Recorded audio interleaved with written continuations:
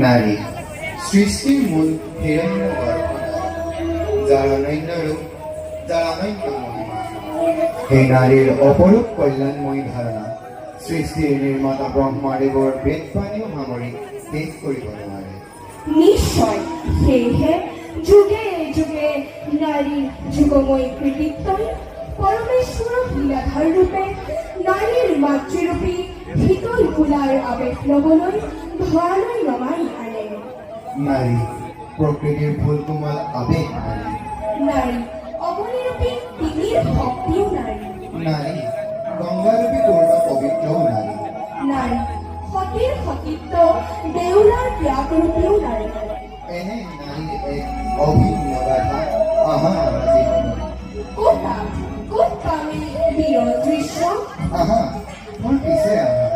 এয়া যুগে যুগে হোৱা নাৰীৰ কাহিনী, নাৰীৰ অলিখিত গাথা।